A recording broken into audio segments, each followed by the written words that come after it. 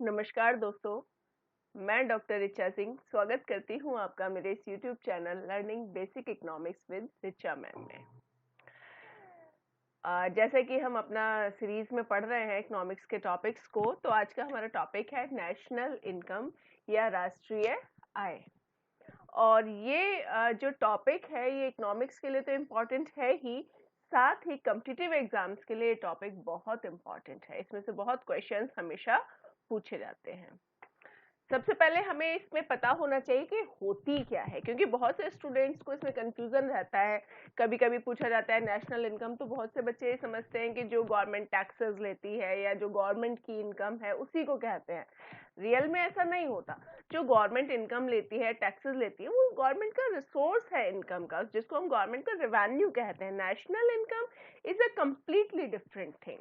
देखिए, national income जो है उसको हम ऐसे कह सकते हैं कि एक साल में एक देश में जितना टोटल प्रोडक्शन होता है किसी भी कंट्री में, उस प्रोडक्शन का जो मार्केट प्राइस है एक साल के अंदर, वही नेशनल इनकम होता है। यानी कि उस राष्ट्र की उस साल की वो इनकम कही जाती है।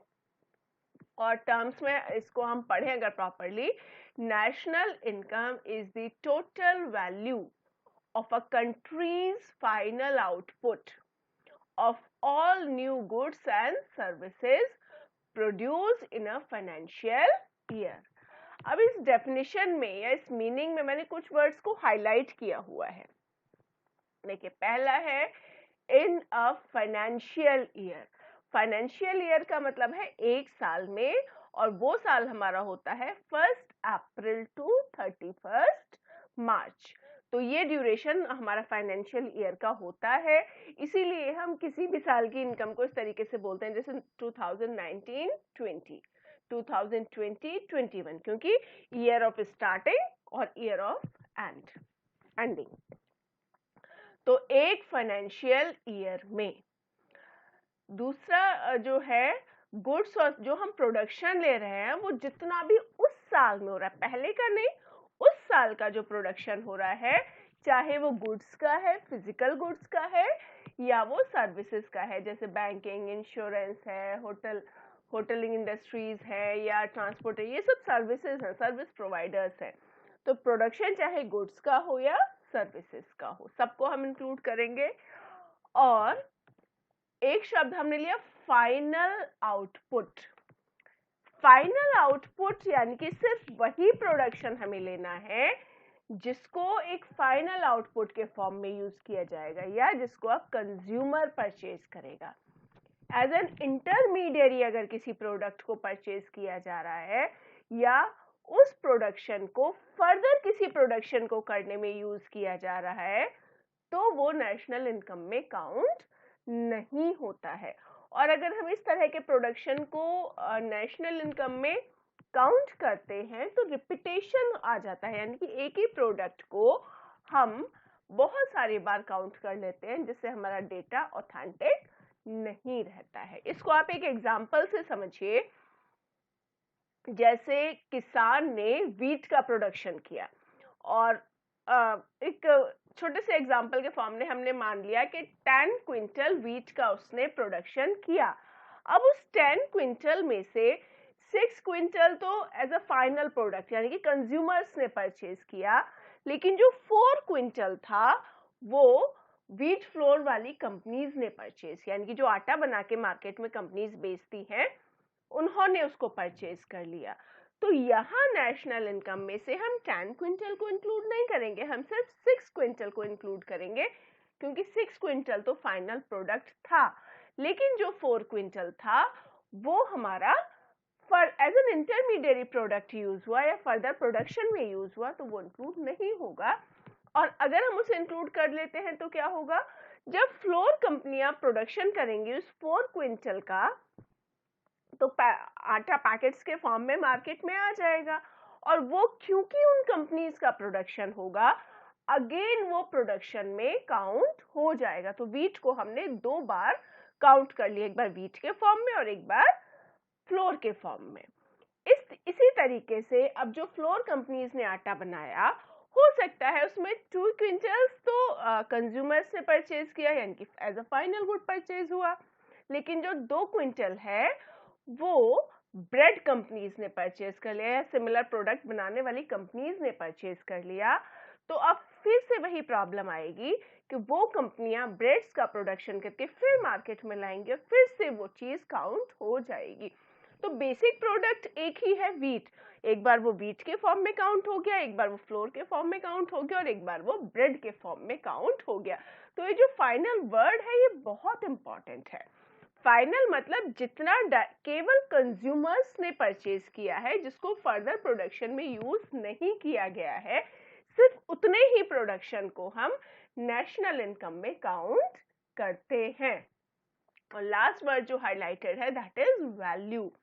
अब जो नेशनल इनकम है वो हम फिजिकल प्रोडक्ट के फॉर्म में कैलकुलेट नहीं करते हैं, क्योंकि हर प्रोडक्ट का अलग पैरामीटर होता है। किसी का मीटर हो सकता है, किसी का केजी हो सकता है, किसी का लीटर हो सकता है।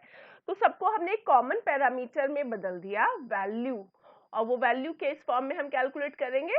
In the terms of rupees. Rupees में हम उसे कैलकुलेट करेंगे। तो अब दोबारा से हम इस डेफिनेशन को समझते हैं तो हमें क्लियर हो जाएगा। National income is the total value of country's final output of all new goods and services produced in a financial year. I hope clear हो गया होगा। तो इस तरीके से जो नेशनल इनकम होती है उसमें हम जितने भी फैक्टर्स ऑफ प्रोडक्शन है उनके रिवार्ड्स को जोड़ दें तो अपने आप बन जाती है। जैसे जो भी प्रोडक्शन है वो पैसा किस तरीके से आता है, फ्लो करता है इकोनॉमी में। जो लैंडलॉर्ड है उसको वो रेंट के फॉर्म में मिलता है, लेबरर है उसे वेजेस के फॉर्म में मिलता है, कैपिटलिस्ट है उसको इंटरेस्ट के फॉर्म में मिलता है, और जो एंटरप्रेन्योर है उसको प्रॉफिट या लॉसेस के फॉर्म में मिलता है। तो जो भी नेशनल इनकम है वो इन सबको जोड़ने पर अपने आप आ जाती है। वो किसी न किसी रूप में, किसी न किसी फॉर्म में लोगों को उनकी इनकम के फॉर्म में मिल रही होती है। ध्यान रखने वाली बात यहाँ पर ये है कि जो ट्रांसफर इनकम है उसको नेशनल इनकम में इंक्लूड नहीं किया जाता है। ट्रांसफर इनकम जिससे कुछ भी प्रोडक्शन वाली एक्टिविटी नहीं हो रही है, जो प्रोडक्टिव एक्टिविटी का रिजल्ट नहीं है, सिर्फ वो फ्लो कर रही है इकोनॉमी में।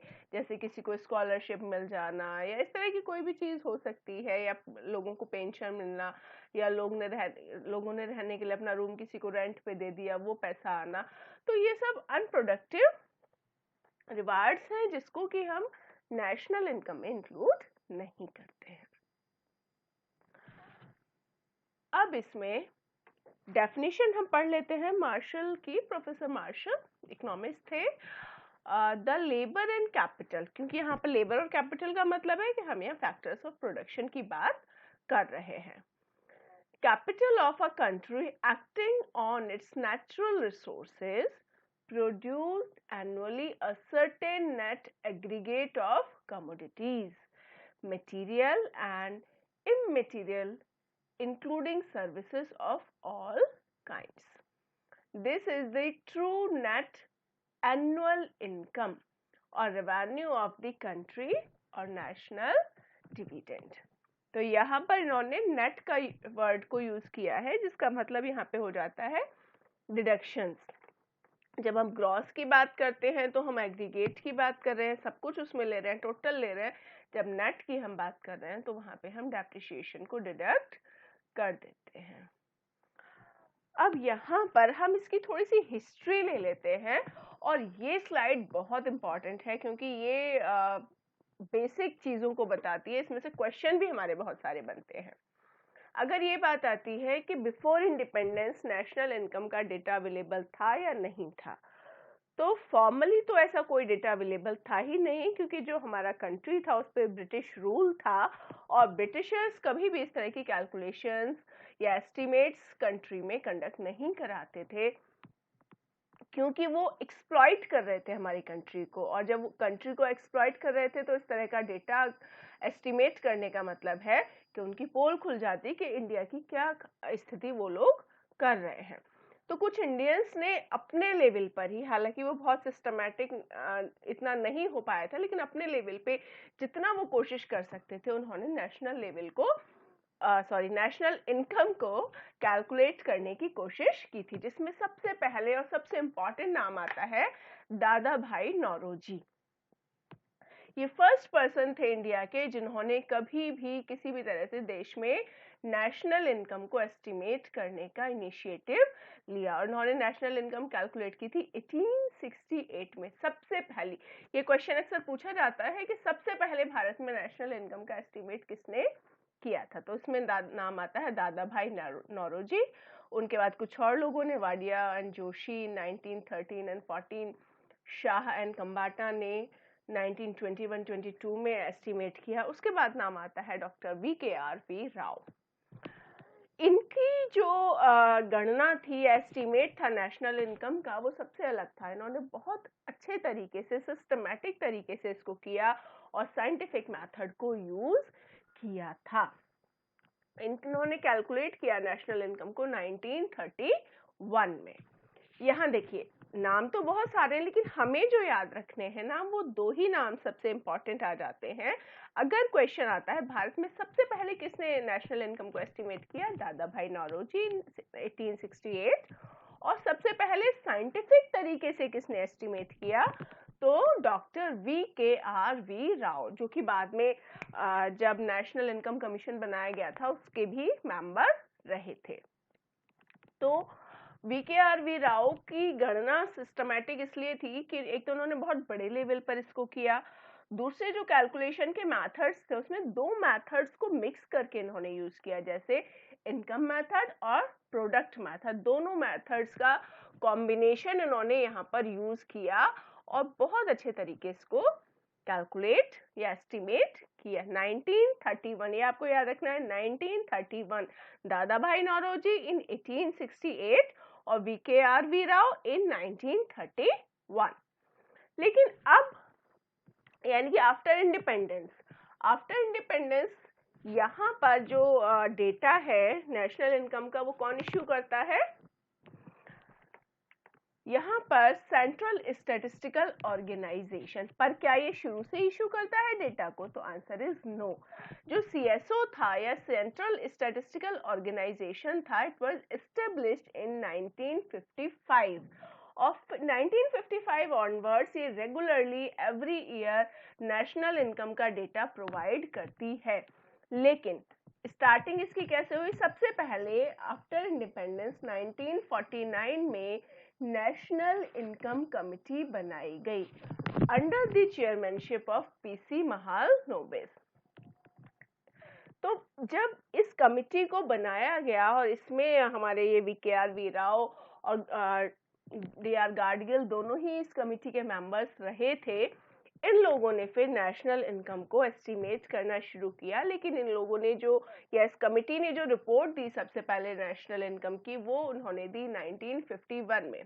डेटा ये था 1948-49 का, लेकिन ये जो रिपोर्ट दी इन्होंने वो दी 1951 में।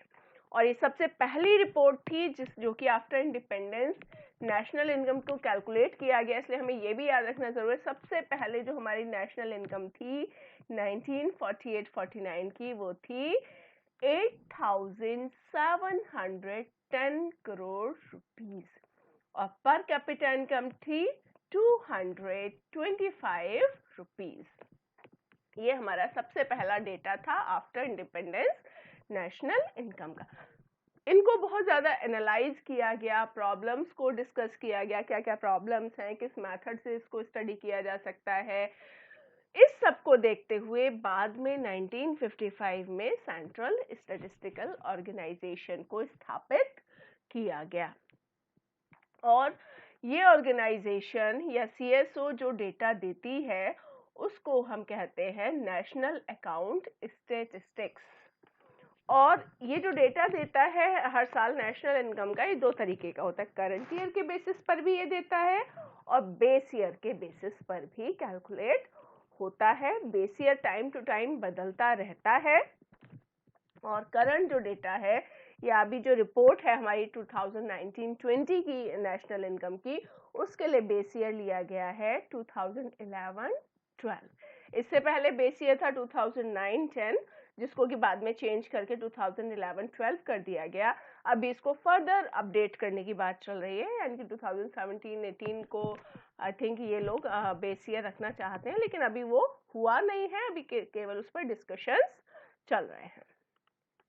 अब इसमें बहुत इंपॉर्टेंट चीज, कॉन्सेप्ट्स ऑफ नेशनल इनकम, जिन पर की क्वेश्चन बहुत बनते हैं, क्योंकि जो नेशनल इनकम है, सिर्फ नेशनल इनकम हम एक पैरामीटर की तरह नहीं बोलते हैं, बहुत सारे होते हैं, जैसे कि जीडीपी, हम अभी पढ़ेंगे स्लाइड में, जीडीपी ग्रॉस डोमेस्टिक प्रोडक्ट, इसको हम मार्केट प्राइस पर भी पढ़ेंगे और फैक्टर प्राइस पर, फैक्टर कॉस्ट पर भी। Gross national product GNP, again on market price and factor cost, net domestic product, net national product, private income, personal income, disposable income और per capita income. लेकिन इनको पढ़ने के लिए हम थोड़ा सा एक फॉर्मूला तैयार कर लेते हैं, जिससे कि हमें समझने में बहुत आसानी होती है। देखिए, जो ये टर्म्स हैं, इनमें हम एक एक लेटर को अगर खोलते हैं, जैसे हमने लिया जीडीपी, जीडीपी का जो जी है उसका मतलब है ग्रॉस, और जी की जगह हम एन कर देते हैं तो ये हो जाता है नेट। ये हम फर्स्ट लेटर की बात करते हैं। तो ग्रॉस का मतलब होता है जब हम किसी भी प्रोडक्शन को टोटल ले रहे हैं, जितना प्रोडक्शन हुआ उस पूरे की हम बात कर रहे हैं, तो हम ग्रॉस की बात कर रहे हैं। लेकिन जब भी हम प्रोडक्शन करते हैं तो उसमें डेप्रिसिएशन भी आता है। डेप्रिसिएशन, या हिंदी में हम इसको मूल्यह्रास कहते हैं, it is a term related with fixed cost या फिक्स्ड रिसोर्सेज जो हम यूज करते हैं प्रोडक्शन में। तो जब हम उस डेप्रिसिएशन को डिडक्ट कर देते हैं, घटा देते हैं ग्रॉस में से, तो वो अपने आप ही नेट बन जाता है। तो जी और एन में क्या डिफरेंस है? सिर्फ डेप्रिसिएशन का डिफरेंस है। डेप्रिसिएशन को और भी अगर हम इजी वर्ड्स में लें तो घिसावट हम इसको कह सकते हैं। जैसे एक मशीन है और उस मशीन की प्राइस हमने 10 लाख रुपए मान लिया, और उसकी लाइफ हमने एक एस्टिमेट कर लिया कि 10 साल ये मशीन काम करती है, उसके बाद ये खराब हो जाती है। तो ऐसा नहीं है कि 10 साल बाद हम जाकर देखेंगे अब ये पूरी खराब हो गई। हमने उसके लिए डेप्रिसिएशन कैलकुलेट कर लिया कि अगर इस जो मशीन है इसकी लाइफ 10 इयर्स है, तो पर ईयर 10% ये खराब होती जाएगी या डेप्रिशिएट होती जाएगी।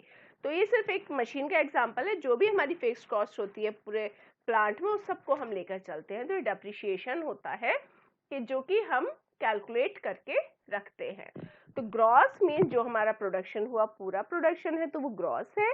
लेकिन अगर हमने उसमें से डिडक्ट कर दिया है डेप्रिशिएशन को, तो वो हमारा नेट बन जाता है।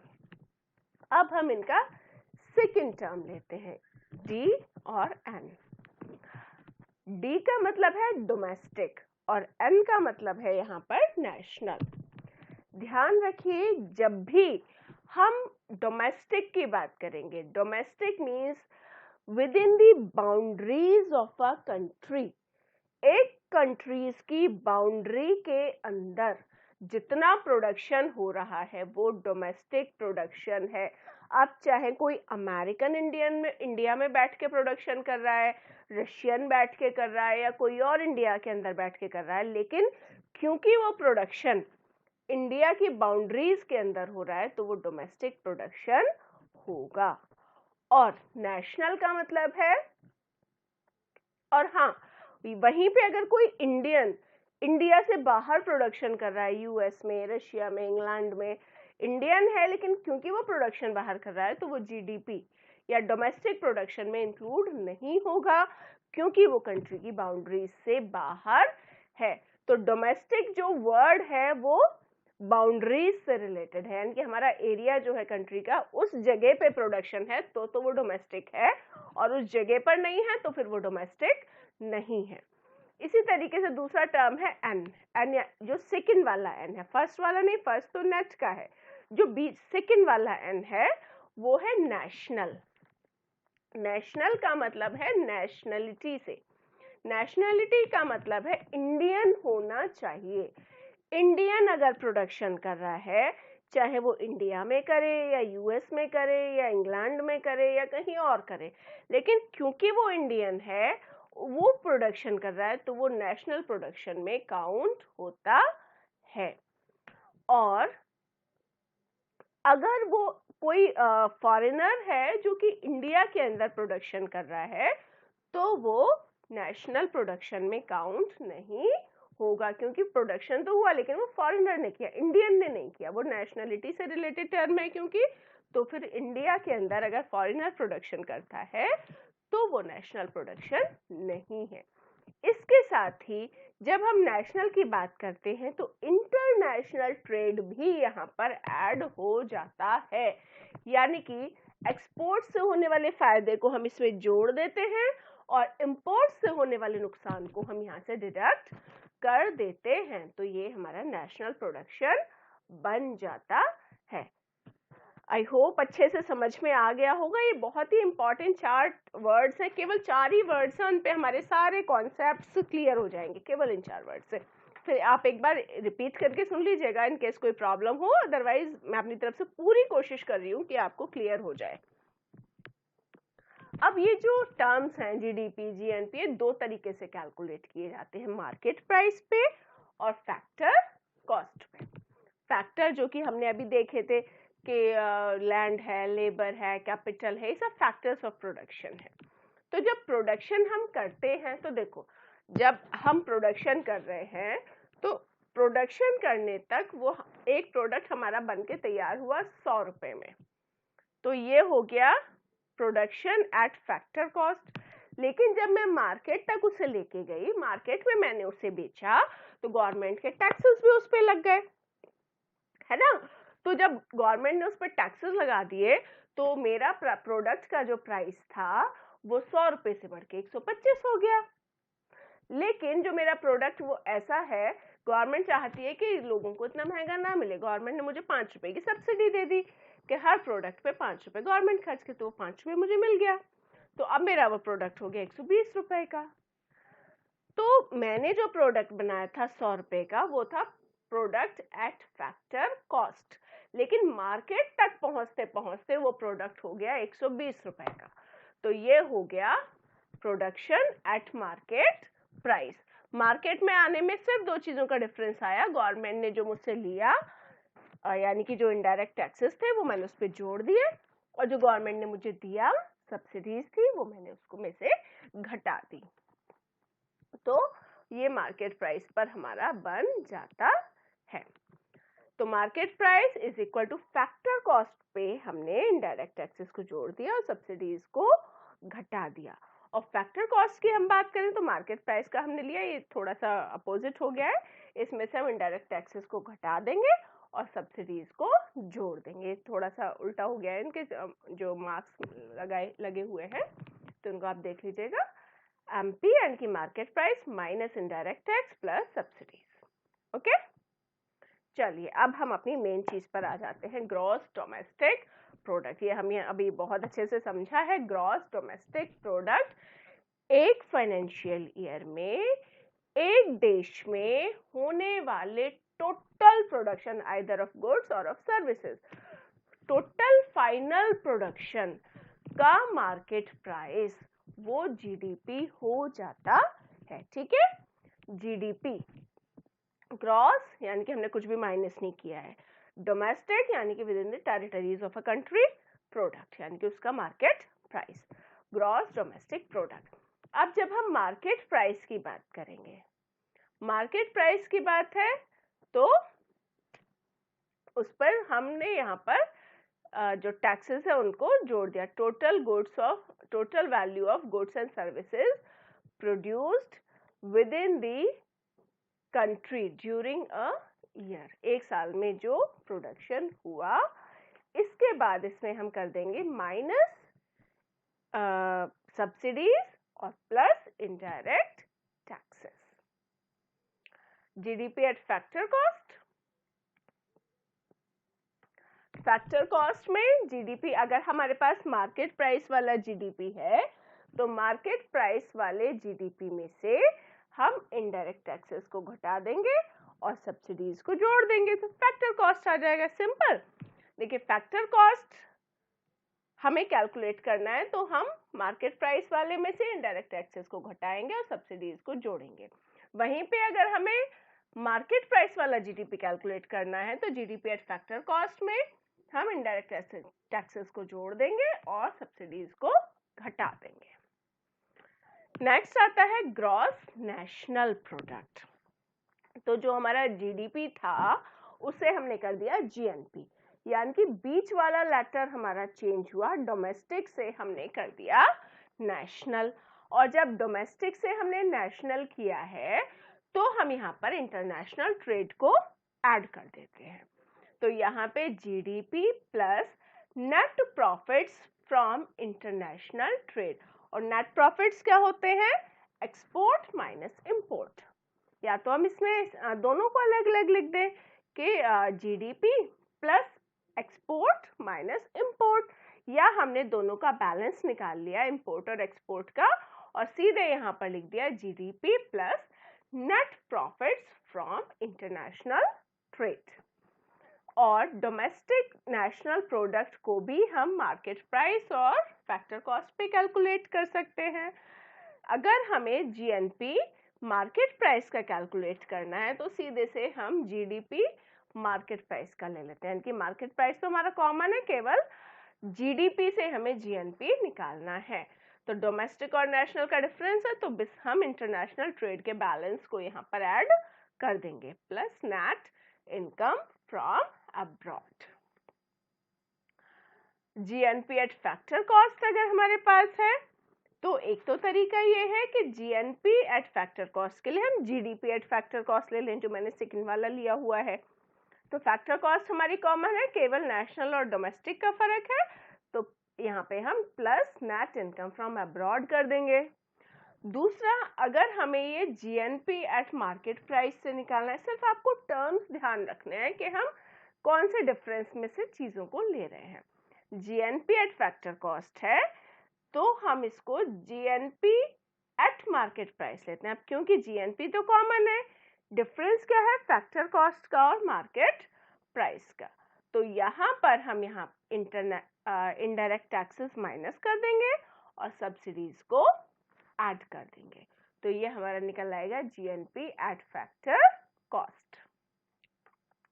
नेक्स्ट आता है नेट डोमेस्टिक प्रोडक्ट। तो अब यहाँ जीडीपी से हमने जी भी चेंज कर दिया और एन भी चेंज कर दिया। नेट जब शब्द आ गया, ग्रॉस और नेट का डिफरेंस क्या है? डेप्रिसिएशन का। और डोमेस्टिक और नेशनल का डिफरेंस है इंटरनेशनल ट्रेड का। तो जब हम नेट डोमेस्टिक प्रोडक्ट यहाँ कैलकुलेट करते हैं तो देखिए एनडीपी इज इक्वल टू, इसको भी डिपेंड करता है कि हम कौन से कॉन्सेप्ट्स में से या कौन से नेशनल इनकम के तरीके में से हम इसको कैलकुलेट कर रहे हैं। अगर हम इसे जीडीपी से कैलकुलेट करते हैं तो जीडीपी और एनडीपी सिर्फ ग्रॉस और नेशनल का डिफरेंस, ग्रॉस और नेट का डिफरेंस है, तो माइनस डेप्रिसिएशन, तो हमारा एनडीपी निकल आएगा। और इसी तरीके से हम किसी दूसरे फॉर्मूले से भी हम इसको कैलकुलेट कर सकते हैं। जैसे हमने जीडीपी से कैलकुलेट किया, हम एनएनपी से भी कर सकते हैं, क्योंकि एनएनपी अभी हमने पढ़ा नहीं है। चलिए आगे चलते हैं। नेक्स्ट आता है एनएनपी, यानी कि नेट नेशनल प्रोडक्ट। ग्रॉस का हमने नेट कर दिया, डोमेस्टिक का हमने नेशनल कर दिया, इतने सारे हमने चेंज कर दिए। तो अब हम इसे कैसे कैलकुलेट करेंगे? Net national product is equal to, यहां पर हम इसे कैलकुलेट कर रहे हैं जीएनपी में से। जीएनपी यानी कि ग्रॉस नेशनल प्रोडक्ट। तो नेशनल प्रोडक्ट तो एक कॉमन है, डिफरेंस हमारा सिर्फ आया ग्रॉस का और नेट का। तो जीएनपी माइनस डेप्रिसिएशन, हमारा एनएनपी कैलकुलेट हो गया यहाँ। और अगर हम इसे जीडीपी में से निकालते तो माइनस डेप्रिसिएशन भी करते और इंटरनेशनल ट्रेड के बैलेंस को भी इसमें हम ऐड कर देते। अब ये जो एनएनपी है इसको हमने पहले लिया मार्केट प्राइस पर। एनएनपी यानी कि net national product at market price. उसके लिए हमने यहाँ पर जीएनपी एट मार्केट प्राइस लिया, ठीक है, तो ये भी मार्केट प्राइस और ये भी मार्केट प्राइस। एनएनपी और जीएनपी डिफरेंस क्या है? ओनली ग्रॉस और नेट का डिफरेंस है। तो GNP at market price minus depreciation हम यहाँ कर देंगे, तो हमारा एनएनपी एट मार्केट प्राइस निकल आएगा। इसी तरीके से एनएनपी एट फैक्टर कॉस्ट की अगर हम बात करें, बस ये ध्यान रखना है कि हम कैलकुलेट किस में से कर रहे हैं। फॉर्मूले बहुत सारे बन सकते हैं, बहुत तरीके से बन सकते हैं, लेकिन जिसमें से हम निकाल रहे हैं बस उस टर्म का डिफरेंस हमें देखना है। एनएनपी एट फैक्टर कॉस्ट, एक और इसके बारे में बहुत इंपॉर्टेंट चीज है, जब भी हम नेशनल इनकम शब्द बोलते हैं, we are only talking about NNP at factor cost. ये मैंने लिखा भी है, एनएनपी एट फैक्टर कॉस्ट को ही हम कहते हैं नेशनल इनकम। चलिए, NNP at factor cost is equal to, अगर हम इसे निकाल रहे हैं एनएनपी एट मार्केट प्राइस से, तो ऑब्वियसली मार्केट प्राइस और फैक्टर कॉस्ट का डिफरेंस क्या है? इनडायरेक्ट टैक्सेस और सब्सिडीज। तो minus indirect taxes plus subsidies हम यहाँ पर कर देंगे। और एनएनपी एट फैक्टर कॉस्ट को अगर हम जीएनपी से निकाल रहे हैं, जीएनपी वो भी एट मार्केट प्राइस, तो दो डिफरेंस हो गए। तो फैक्टर कॉस्ट मार्केट प्राइस का डिफरेंस है, तो हमने फॉर्मूले में इनडायरेक्ट टैक्सेस और सब्सिडीज को लिया हुआ है। दूसरा यहाँ पे ग्रॉस और नेट का डिफरेंस है, तो यहाँ पे हमने डेप्रिशिएशन को माइनस किया है। तो फॉर्मूला हमारा बना NNP at factor cost is equal to GNP at market price minus depreciation minus indirect taxes plus subsidies. Next हमारा आता है प्राइवेट इनकम। प्राइवेट इनकम या किसी भी कंट्री के अंदर प्राइवेट सेक्टर की इनकम, प्राइवेट सेक्टर को कितना पैसा जा रहा है, यहाँ पे लोगों से मतलब नहीं है, प्राइवेट लोगों को कितना मिल रहा है, प्राइवेट सेक्टर को या कॉरपोरेशंस को या इन सब चीज़ों को जो पैसा कॉरपोरेशन जो ऑफिसेज हैं या इंडस्ट्रीज हैं उन्हें कितना पैसा मिल रहा है। तो यहाँ पे देखिए, private income is equal to national income को हम लेते हैं यहाँ पे नेशनल इनकम, या जो हमने अभी पढ़ा था NNP at factor cost. NNP at factor cost में हम पहले ट्रांसफर पेमेंट्स को जोड़ देते हैं, फिर इंटरेस्ट ऑन पब्लिक डेट को जोड़ देते हैं, फिर उसमें से सोशल सिक्योरिटी कंट्रीब्यूशन और प्रॉफिट्स और सरप्लसेस को माइनस कर देते हैं। यानी कि जो गवर्नमेंट हमें दे रही है, इसको समझने के लिए ऐसे देखो, जो गवर्नमेंट से हमें मिल रहा है वो सब हम यहाँ पर जोड़ देते हैं, और जो हम गवर्नमेंट को दे रहे हैं वो सब हम यहाँ पर घटा देते हैं।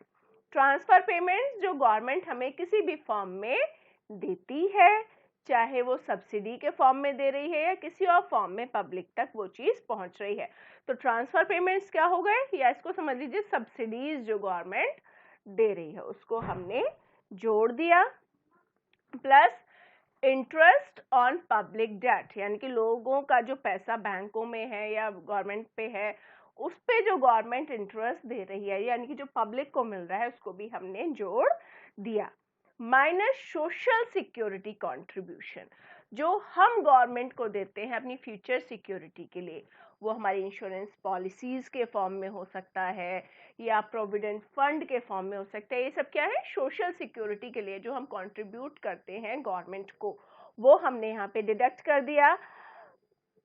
अगेन माइनस हमने किया profits and surpluses of public undertakings, मतलब जो गवर्नमेंट के एंटरप्राइजेस हैं उनको जो प्रॉफिट्स हो रहे हैं वो भी इसमें से माइनस कर दिया गया। तब जो बचेगा वो प्राइवेट सेक्टर का पार्ट बचेगा या प्राइवेट इनकम होगी। नेक्स्ट यहाँ पर आता है पर्सनल इनकम, और प्राइवेट और पर्सनल का डिफरेंस समझ लीजिएगा। प्राइवेट इनकम मतलब जो प्राइवेट सेक्टर की इनकम है, और पर्सनल इनकम जो लोगों के पास इनकम पहुंच रही है, जो लोगों के पास पैसा पहुंच रहा है, क्योंकि जो कॉरपोरेशंस मतलब इंडस्ट्रीज के पास पैसा आता है, जरूरी नहीं है कि वो सारा पब्लिक के पास तक पहुंच रहा हो। इसलिए जो पर्सनल इनकम है वो डिफरेंट हो जाती है। देखिए, personal income is equal to national income, यानी कि अगेन हमने वही ले लिया, माइनस अनडिस्ट्रीब्यूटेड कॉर्पोरेट प्रॉफिट्स, यानी कि जो प्रॉफिट हुआ कॉर्पोरेशन को या इंडस्ट्री को, वो प्रॉफिट उसने डिस्ट्रीब्यूट ना करके या तो अगेन इन्वेस्ट कर दिया, री इन्वेस्ट कर दिया, या किसी और पर्पज से उसको रखा हुआ है। तो इसको क्योंकि वो पब्लिक तक पहुंचा ही नहीं, इसलिए हमने इसको घटा दिया। माइनस जो गवर्नमेंट इंडस्ट्री को प्रॉफिट हुआ, उस प्रॉफिट पे गवर्नमेंट ने अगेन टैक्सेस लगा दिए, तो वो टैक्सेस फिर गवर्नमेंट के पास वापस चले गए, तो वो भी हमने घटा दिए।